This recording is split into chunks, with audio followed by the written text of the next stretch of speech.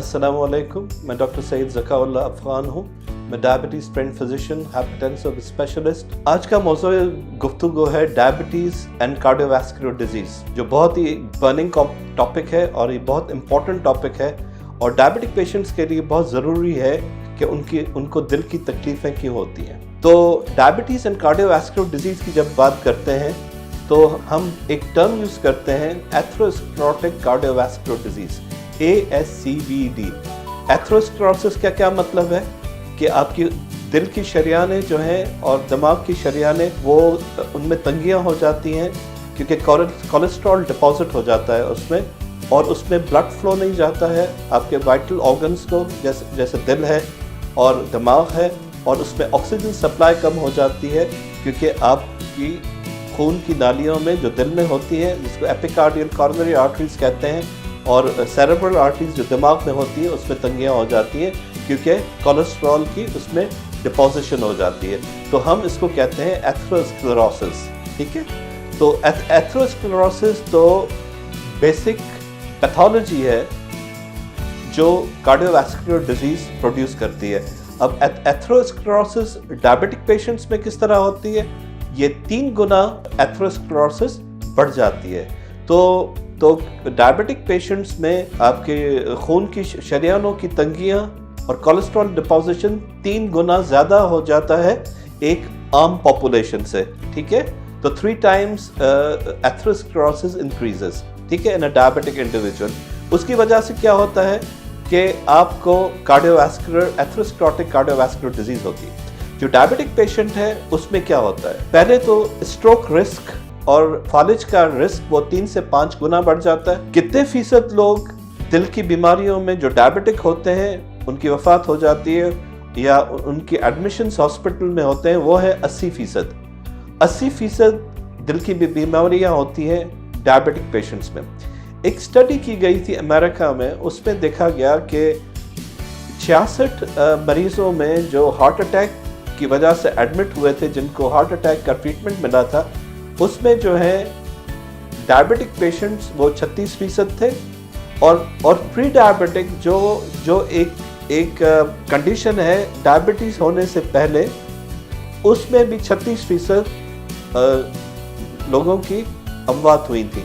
तो 66 to 70% और उससे ज़्यादा 80% जो है वो लोग हार्ट डिजीज़ की वजह से जो है ना वो सफ़र करते हैं और उनको फेस करनी पड़ती है मोर्टेलिटी। क्या है जो डायबिटीज़ में दिल की तकलीफ देता है या स्ट्रोक रिस्क बढ़ाता है, ये है कि खून जो है गाढ़ा हो जाता है और उसमें क्लॉट्स बनना शुरू करते हैं, तंगियाँ आ जाती हैं तो ऑक्सीजन नहीं जाती, और ब्लड सप्लाई का फुकदान होता है तो ऑक्सीजन जब डिलीवर नहीं होगी तो एक टर्म हम कहते हैं इस्कीमिया, और उसकी वजह से हार्ट अटैक्स होते हैं और स्ट्रोक होते हैं। जिन लोगों को डायबिटीज़ है उनकी दिल की शरियानें जो हैं वो बहुत सारी जगहों पे तंगियां होती हैं, और 1 से 3 शरियानों में तंगियां होती हैं, और इसकी वजह से, और वो जो तंगी की लेंथ है, जो उसकी ड्यूरेशन है वो काफ़ी लंबी होती है, इसलिए हम स्टेंट नहीं डालते उनमें। अगर डायबिटिक पेशेंट में 2 वेसल्स की डिजीज़ हो या 2 खून की नालियों में दिल की तंगियां हों और वो डायबिटिक पेशेंट हो तो उसको बाईपास सर्जरी करानी पड़ती है।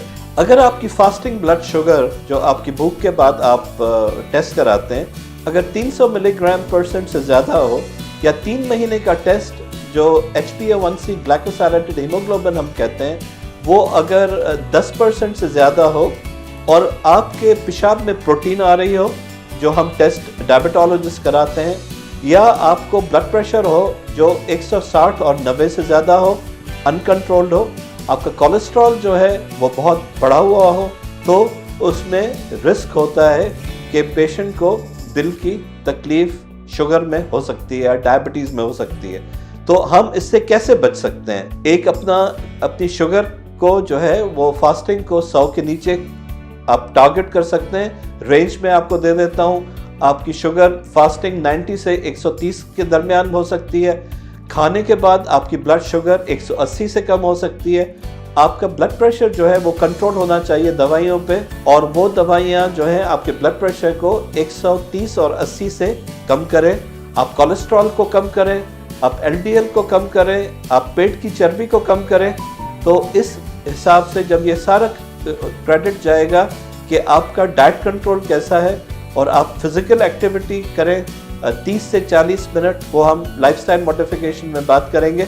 और आप डाइट लें वो low cholesterol, low fat, low calorie हो, और आप एक्सरसाइज और वॉक करें 30 से 40 मिनट 5 दिन 7 दिनों में से 2 दिन आप आराम कर सकते हैं।